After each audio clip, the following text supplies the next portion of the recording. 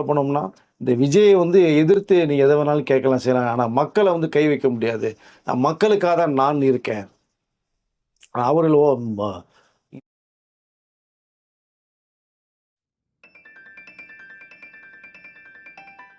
மூத்த பத்திரிகையாளர் வெங்கடேஷ் சார் நம்மள நினைச்சிருக்காரு. வணக்கம் சார். வணக்கம் சார். கரூருக்கு போயிட்டார் ஆக்சுவலா. இத்தனை நாள் ஏன் கரூருக்கு போல அப்படிங்கிற கேள்விகளுக்கு இன்னைக்கு பதில் கிடைச்சிருக்கு. அவர் சொல்ற பல விஷயங்களை பார்க்கும்போது இதெல்லாம் வந்து இது வரைக்கும் யாருமே வந்து இந்த விஷயத்தெல்லாம் பத்தி பெருசா யாரும் பேசவே இல்லை ஊடகங்கள்ல. நீங்க நிறைய விஷயத்த ஓப்பனாவே பேசியிருக்கிறாரு. என்ன நடந்தது சார்? ஏன் இவர் வர்றதுக்கு இவ்வளோ தடை பண்ணிக்கிட்டே இருக்காங்க? இந்த கரூர் சம்பவத்துல போய் மக்கள் சந்திப்புல பேசுனது தெறிக்க விட்டாருந்தா அப்படின்னு தான் தெரியும். நிறைய விஷயங்கள ஓப்பனா மனசு இருக்கிறத பூரா பேசியிருக்காரு. பட் இந்த கரூருக்கு விஜய் அவர்களே வரவிடாமல் தடுப்பதற்கு எவ்வளோ வேலைகள் பண்ணாங்க.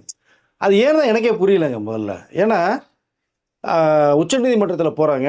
அந்த 41 பேர் இறப்புக்கு வந்து அரசு பணி தரக்கூடாதுன்ற ஒரு இது.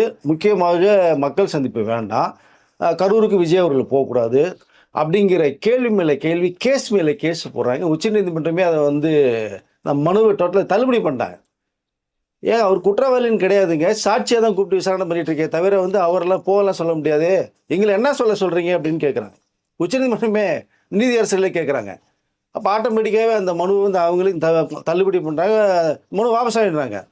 சரி, அது முடிஞ்சு ஓரளவு ஒரு வருது பார்த்தோம்னா, இங்கே டக்குன்னு பார்த்தா அவர்களுக்கு ஆதரவாக முதல்ல வந்து எதிர்ப்பாக பேசினவர், இப்போ ஆதரவாக பேசிகிட்டு இருக்கவர், சமீபத்தில் அந்த சந்திப்புகள் நடக்குது, அவரு இந்த மதுரை கோர்ட்டில் ஒரு திரும்பி இப்போ ஃபைல் பண்ணுறாங்க, அதை ரிஜெக்ட் பண்ணுறாங்க.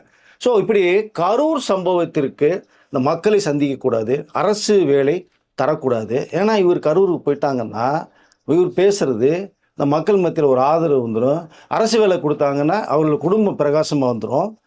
அந்த கரூர் ஒட்டுமொத்த மக்களுமே தனி மரியாதை தரன்ற மாதிரி போகும்போது தான் இங்கே இந்த அரசு வேலை தரக்கூடாதுன்ற ஒரு நோக்கம் எதற்காக வருது. அந்த அந்த குடும்பமே பார்த்தா 40 பேர் இழந்துட்டு தவிக்கிறாங்க, பொண்டாட்டி புள்ளையெல்லாம் இழந்துட்டு. அப்போது இது தரக்கூடாதுன்னா மக்கள் மத்தியில் இவர்களுக்கு ஒரு கெட்ட பேர் வருமா வராதா? நான் கேட்குறேன், போன தடவை செப்டம்பர் 27 தேல்சம்பரத்தில் நடந்த சம்பவத்திற்கு அப்போ இருந்த ஆட்சியே டக்குன்னு ஏதாவது ஒரு வந்து நிவாரணத்தை மக்களுக்கு செஞ்சுருக்கலாம்ல. அவர்களும் செய்கிறதுக்கு ஒரு எண்ணம் வரல. தமிழக முதலமைச்சராக விஜயர்கள் உட்கார வச்சிட்டாங்க மக்கள். இப்போ அவர் செய்கிறதுக்கும் அதுக்கும் செய்யக்கூடாது. இது எப்படி பார்க்குறது இதை? அதுதான் விஜய் அவர்கள் சொன்னாங்க. ஏன்னா இதுக்கு முன்னாடியே பார்த்தா அந்த 41 பேரை பார்க்குறதுக்கு விஜய் போகலை வீட்டுக்கு வந்துட்டாரு அப்படின்னு சொல்கிறாங்க. பட் அங்கே போகிறதுக்கு வேண்டிய ஏற்பாடு எல்லாம் பண்ணாங்க. கல்யாண மண்டபம்லாம் பேசப்பட்டது இருந்தது. எல்லாம் அங்கே போய் தான் மக்களை சந்திக்கணும்னு பார்த்தாரு. கல்யாண மண்டபத்தை அந்த ஓனர்லாம் கூப்பிட்டு மிரட்டப்பட்ட சம்பவங்கள் வந்து நிறைய செய்திகள் இன்றைக்கி வந்து நீங்கள் பார்த்துருப்பீங்க. எவ்வளோ வீடியோக்கள் இல்லை. இந்த வழி தாங்காமல் கரூருக்கே போக முடியாத அது ஒரு சூழ்நிலை உருவாகுது.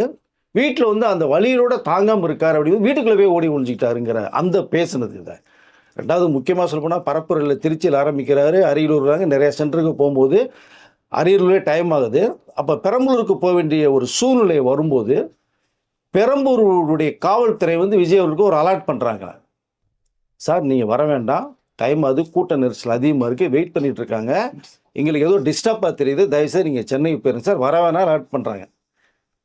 ஆனால் அதே காவல்துறை அவர்கள் வந்து விஜய் இன்னைக்கு அவர்கள் தமிழ் அமைச்சர் பேசும்போது நாமக்கல் முடிச்சுட்டு அரியலூர் வரும்போது ஏன் காவல்துறை அலர்ட் பண்ணுறங்கிற விஷயத்த சொல்கிறாங்க. அப்போ பெரம்பலூருடைய காவல்துறை சொல்லி பண்ணும்போது இவர்களுக்கு அது என்னன்றது எதாவது தெரியுமில்ல, காவல்துறை தெரியாமல் இருக்காது இல்லையா? அப்போ அலர்ட் பண்ணி தான் நான் போயிருந்துருப்பேன்ல நான். அப்போது அந்த பைபாஸ்லேருந்து என்னை காவல்துறையே பாதுகாப்பாக கொண்டு இங்கே விட்டாங்க. பட் அந்த கூட்ட நெரிசல் அவ்வளோதான் நடந்ததுக்கு காவல்துறைக்கு விஜய் அவர்கள் நன்றி சொன்ன ஒரு விஷயமும் இருக்காது. பட் இவ்வளோ சம்பவங்களோட வழியிலோடு நான் வந்து உட்காந்துருக்கிறேன், விஜய் ஓடி ஒழிஞ்சிட்டார், எல்லாம் ஓடி ஒழிஞ்சிட்டாங்க அப்படின்னு அந்த பேசுகிறத பார்க்கும்போது வேதனைக்கு உள்ளாச்சு. அது 2026 மக்கள் தலைகளாக திருப்பி போட்டு தமிழக முதலமைச்சரை விஜய் அவர்கள் உட்கார வச்சாங்க.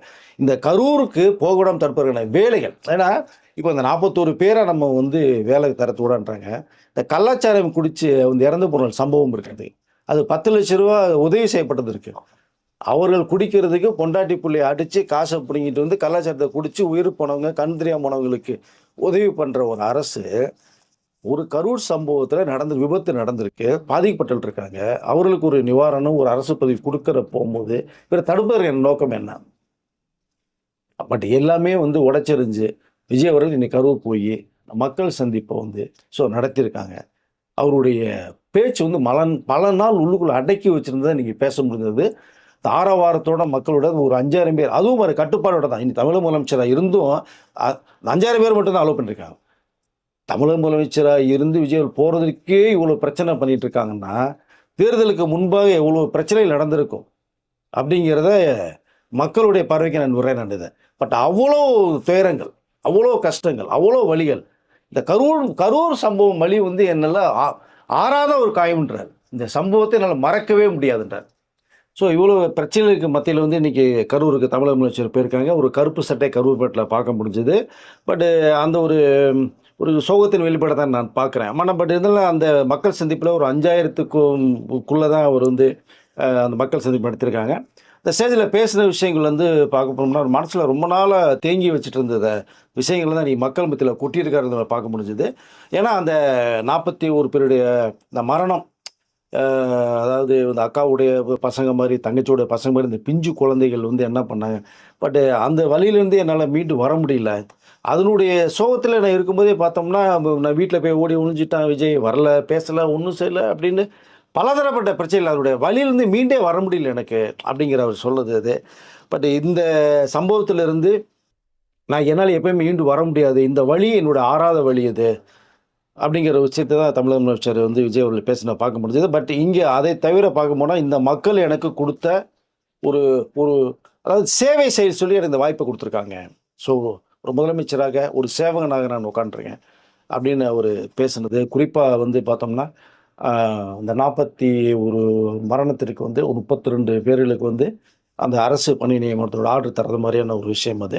பட் ஆனால் இதே கொடுக்கக்கூடாதுன்னு தான் பல எதிர்ப்புகள் வந்தது. விஜய் அவர்கள் கொடுக்கக்கூடாது, அந்த அரசு வேலை தரக்கூடாது அப்படிங்கிறது. பட் அதையும் மீறி நீ கோர்ட் ஆர்டரோட நீங்கள் வந்திருக்காங்க. பட் சிறப்பான ஒரு ஒரு அதை பேசுனதை நம்ம பார்க்க முடிஞ்சுது. குறிப்பாக பார்க்கணும்னா அந்த ஒவ்வொரு டிபார்ட்மெண்ட்லேயுமே வந்து இந்த பார்ட்டி ஃபண்டு அப்படிங்கிறது முந்தைய ஆட்சிலாம் இந்த பார்ட்டி ஃபண்டுன்னு ஒன்று வச்சு பண்ணாங்க. அதை நம்ம எடுத்து பேசும். அதாவது விஜய் பேசுன்றாங்க. பேச ஆரம்பித்தோம்னா சட்டசபையில் இருந்தால் தானே பார்ட்டி ஃபண்டு தான் ஒன்று பேசுகிறேன், இந்த பார்ட்டினே சொல்லலை. ஆனால் எந்திரிச்சு அவங்க பாட்டுக்கு திடீர்னு ஓடுனதை தானே பார்க்க முடிஞ்சது இருக்குது அப்படிங்கிறது.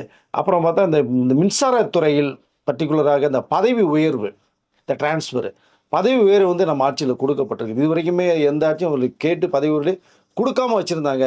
தகுதியின் அடிப்படையில் நம்ம கொடுத்துருக்கோம் நம்ம. ஸோ முக்கியமாக பார்க்க போனோம்னா இந்த லஞ்சம் ஊழலை ஒழிக்க முடியாதுன்னா நான் லஞ்சத்தை ஊழலையும் ஒழிச்சிருக்கேன், எல்லா அரசு துறையிலையுமே லஞ்சம் வாங்காமல் வேலை நடந்துட்டு இருக்கேன் அப்படிங்கிறத ஒரு பெரியவர் சொன்ன விஷயத்தை இங்கே குறிப்பாக சொல்கிறார். என்னென்னா, சார் நாங்கள் போனோம் தம்பி, இந்த வேலை இருந்து லஞ்சம் 10 பைசா கிடையாது, லஞ்சமே கிடையாது. ரெண்டாவது எங்களுக்கு முக்கியமாக ஒரு மரியாதை தர்றாங்க, சேரில் உட்கார வச்சு பேசுகிறாங்க, அது உங்கள் ஆட்சியில் கிடச்சிருக்கு அப்படிங்கிற மாதிரி சொல்கிறேன். அந்த ஒரு செய்தியை பார்க்கும்போது அந்த லஞ்சத்தை உள்ளே எந்தளவுக்கு ஒழிக்கப்பட்டு இருக்கு மக்கள்கிட்ட சொல்கிறாரு. லஞ்சம் கேட்டால் கொடுக்காதீங்க, இல்லைன்னு சொல்லுங்கள், மீறி கேட்டால் எங்கிட்ட ஒரு புகார் கொடுங்க அப்படின்றாங்க. ஒரு அண்ணனாக, ஒரு தம்பியாக, ஒரு மகனாக நான் இருக்கேன். இந்த லஞ்சத்தையும் ஊழலையும் முக்கியமாக ஒழித்து உங்களை அடிப்படை வசதியில் நான் பண்ணி கொடுக்குறது தான் இந்த விஜய் வந்திருக்கேன் அப்படிங்கிற அந்த ஒரு விஷயம் முக்கியமாக பார்க்க போனால். ரெண்டாவது வந்து இது எல்என்டியில் வந்து கிட்டத்தட்ட 3 முக்கிய நேரங்களில் சென்னை, காஞ்சிபுரம் அண்டு அந்த கோயம்புத்தூரில் இந்த எல்என்டியோட இந்த எலக்ட்ரானிக் உதிரிப்பாங்கல்லது கப்பல் கிட்ட அந்த ஒரு விஷயத்தை 18,600 கோடி ரூபாயில் 8,200 பேருக்கு வந்து வேலைவாய்ப்பு தரதுனுடைய இந்த கையெழுத்து போட்ட ஒரு விஷயம் இது. பட் ரெண்டாவது பார்க்கும்போது அண்ணா அவருடைய அறிஞர் அண்ணாவை பிறந்த நாளில் தாய்மாமன் தங்கமோதிர திட்டம் வந்து நான் செயல்படுத்த போகிறேன். பட் இங்கே வந்து ரியல் மாமா இல்லை அப்படின்னு சொல்கிறாங்க. நான் ரியல் மாமா கிடைத்து ரியல் மாமா நான் இதை அப்படிங்கிற அந்த விஷயத்தை பார்க்கும்போது வெள்ளை அறிக்கை அப்படின்னு விஷயத்தை ஓப்பன் பண்ணும்போது தான் அங்கே ஒரு குட்டி கதை ஒன்று சொல்கிறாரு. ஒரு ஓட்டா பண்ணல தண்ணியை ஊற்றி அந்த தண்ணி இங்கே போச்சு அப்படிங்கும்போது எல்லா இடத்துலையுமே ஒரு அரசியல் களத்தை மாற்றுறாரு. அரசியல் தனக்கு ஒரு பாதையை ஏற்படுத்துகிற ஒரு குட்டி கதை இங்கேயும் பேசப்படுது, சட்டசபையிலையும் பேசுகிறத நம்ம பார்த்துருப்போம் நம்ம. பட் இங்கே வாயத்துறங்கன்னு பேச ஆரம்பித்தா போயிடுறாங்க போது தான் இனிமேல் வந்து மாண்புமிகு பேரவைத் தலைவர்னு சொல்லி ஆரம்பிக்கும் போது எல்லா கதைகளும் அடைச்சிடுங்க, உங்களுக்கு தான் பாட்டு கச்சனை எங்களுக்கும் தெரியும் அப்படின்னு மக்கள் மத்தியில் பேசுனது. அதாவது பார்த்தோம்னா டாக்லெஸ் ஒர்க் மோர், அதுதான் நம்மளுடைய பாலிசி. ஏன்னா பேசி ஒன்றும் பேச முடியாது, செயல்படுத்தணும், வேலைகள் படுத்தணுங்கிறது தான் எங்களுடைய ஆட்சி இது அப்படிங்கிறது. பட் முக்கியமாக பார்த்தா கரூர் சம்பவம் என் வாழ்க்கையில் மறக்கவே முடியாது அப்படின்னு. அங்கே வந்து ஒரு நினைவுச்சின்னம் நம்ம ஆரம்பிக்கணும். ஸோ நினைவுச்சின்னம் வைக்க போகிறோம். ஏன்னா கரூருக்கு வர்றவங்க போகிறவங்களாம் அதை பார்க்கணும், மறக்கவே கூடாதுங்கிற ஏன்னா அப்படிப்பட்ட ஒரு சம்பவம் வந்து நடந்துருச்சு அப்படிங்கிறத விஜய் அவருடைய அந்த பேச்சில் பார்க்க முடிஞ்சுது. குறிப்பாக சொல்ல போனோம்னா, இந்த விஜயை வந்து எதிர்த்து நீ எதை வேணாலும் கேட்கலாம் செய்யலாம். ஆனால் மக்களை வந்து கை வைக்க முடியாது. மக்களுக்காக தான் நான் இருக்கேன். அவர்கள் இந்த அதை 2027 பெரிய ஒரு மாற்றத்தை ஏற்படுத்தி என்னை முதலமைச்சராக உட்கார வச்சிருக்காங்க. ஒரு முதல் சேவகனாக உட்கார வச்சிருக்காங்க.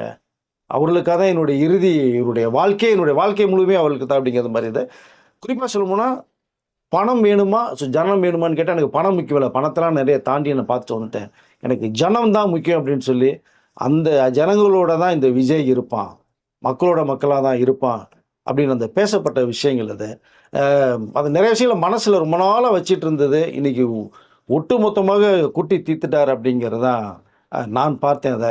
அந்த இறுதியில் எப்பவுமே பேசுகிற மாதிரி ஒரு கான்ஃபிடென்ட் கொடுப்பாரு. மக்கள் மத்தியில் என்ன சொல்ற எனர்ஜி கொடுப்பாரு. அந்த கான்ஃபிடென்ட்டாக இருங்க, நல்லது நடக்கும், வெற்றி நிச்சயம் அப்படிங்கிறது இதுலேயும் நம்ம பார்க்க முடிஞ்சது. இடைத்தேர்தலில் நீங்கள் வச்சு செய்யுங்க, வெளுத்து வாங்க அப்படிங்கிறதோட அவருடைய பேச்சு முடிஞ்சுது.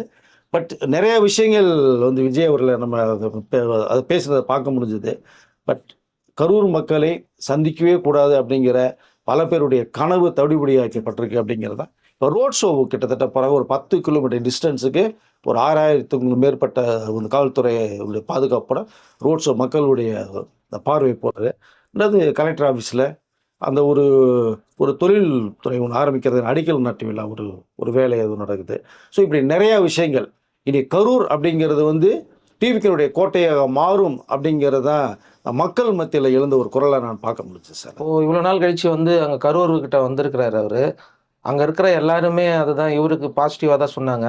இது இன்னைக்கு வந்து பார்த்தீங்கன்னா இவ்வளோ பேர் வந்து போலீஸார் வந்து ஏகப்பட்ட பேர் இருக்காங்க. இன்னைக்கு அவர் வரும்போதோ இதே போலீஸார் வந்து அன்னைக்கு இருந்திருந்தா, அதே கூட்டத்துக்கு வந்து பார்த்தீங்கன்னா பாதுகாப்பாக இருந்திருந்தா இந்த சம்பவம் நடந்திருக்காதுல்லன்னு சொல்லிட்டு இப்போ டிவியில் வந்துகிட்டு இருக்கு. இந்த அளவுக்கு அன்னைக்கு வந்து பாதுகாப்பு கொடுக்கப்படலை அப்படின்னு சொல்லப்படுது. இல்லை, அதுதானே அவர் சொன்னார் உங்களுக்கு. அதை இப்போது அரியலூரில் நடந்து பெரம்பலூர் போகும்போது வந்து பெரம்பலூர் காவல்துறை அலர்ட் பண்ணி நீங்கள் போகணும்னு சொல்லிட்டு தான் நம்ம போயிட்டோம். பட் இங்கே வந்து நாமக்கல்லிருந்து இங்கே கரூருக்கு வரும்போது அந்த அலர்ட்னஸ் கொடுத்துருந்தாங்கன்னா சிறப்பாக அந்த சம்பவம் நடந்திருக்காது அப்படிங்கிற அந்த வேதனையை தான் அவர் சொன்னார். இதை இப்படி வந்து மிகப்பெரிய துயர சம்பவம் நடந்திருக்காது அப்படின்றாங்க. பட் இன்னைக்கு வந்து அதான் சுருக்கமாக சொல்ல போனோம்னா, தேர்தலுக்கு முந்தைய வந்து எப்படி விஜய் அவர்களை வந்து இங்கே தான் பிளேஸ் இங்கே தான் போகணும்னு அந்த டைட் பண்ணின ஒரு சம்பவத்தை தான் ரொம்ப குறிப்பாக பார்க்க முடிஞ்சதுனால தான். பட் இன்னைக்கு அதே காவல்துறை 6000க்கும் மேற்பட்ட காவல்துறையோட 10 ரோட் ஷோ போகிறாரு, மக்கள் சந்திப்பது. ஸோ இந்த சம்பவம் வந்து ஆறாத ஒரு வழிங்கிறது தான் அவருடைய இதில் இருக்குது சார். ஓகே சார், மீண்டும் அடுத்த வீடியோவில் சந்திக்கலாம். நன்றி சார். நன்றி.